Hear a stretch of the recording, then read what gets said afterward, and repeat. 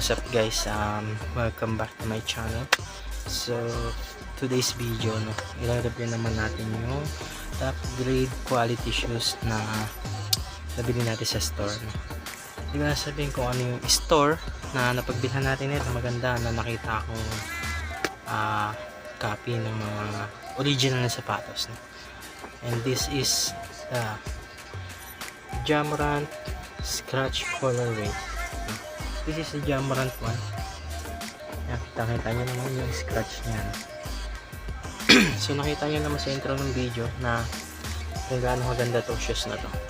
So ang mga nagustuhan ko dito sa shoes na to, especially yung kanyang traction, no?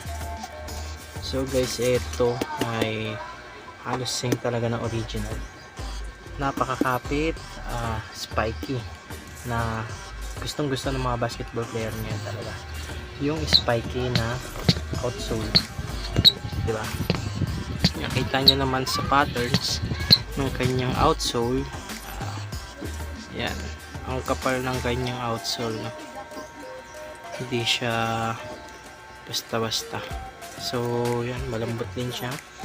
Yung pattern niya, pwede siyang pang outdoor use din, no? Kasi hard rubber naman yung ginamit dito na materials. So yan, kita yan, nagagalaw yan. Hindi siya yung talagang stiff na kaya sobrang kapit nito guys. Diba? Traction pa lang, panalo ka na. Same lang din naman yan dito. So isa pa sa mga nagustuhan ko dito ay yung kanyang cushioning.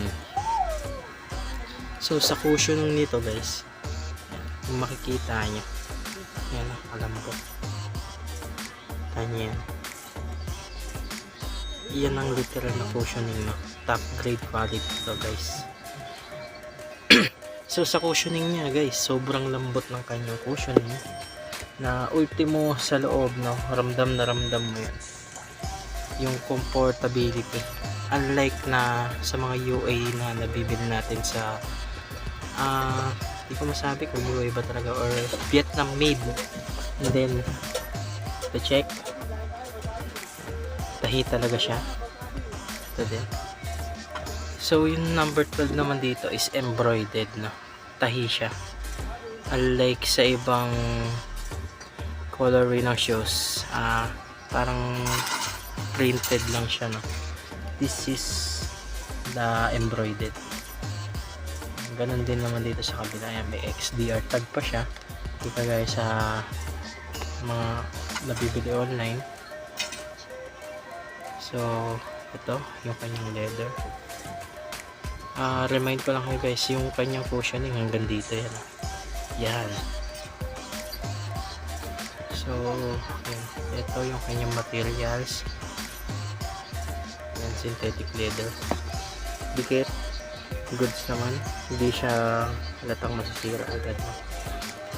May tatagal naman siya.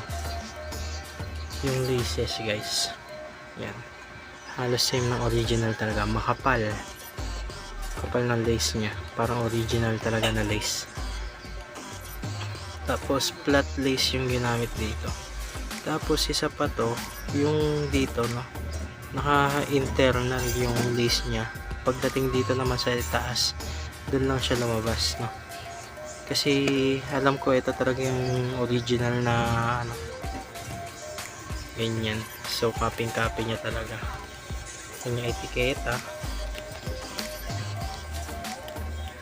Yan, movable. So sa loob naman tayo ng shoes. Ayan, kita nyo yan. Tapos sa inyo size nya. Tapos isa pa sa nagustuhan ko din dito, yung kanyang foot lockout, no guys. Grabe yung foot lockout nya. Ayan, sobrang kapal ng foam. As in, hindi mo talaga to ramdam na ramdam mo yung pag-lock ng paa mo dito, plus yung comfortability na bibigay niya sa'yo nandoon, no? Yan. So bagong bago pa to guys, hindi pa siya nagagamit talaga. So yung kanyang insole naman, hindi siya ganun, doon lang tayo medyo naging downside, no? yung insole natin, yan, foam lang siya. So yun, no, yung insole medyo downside lang kasi sobrang ano niya, nipis lang, foam lang talaga siya.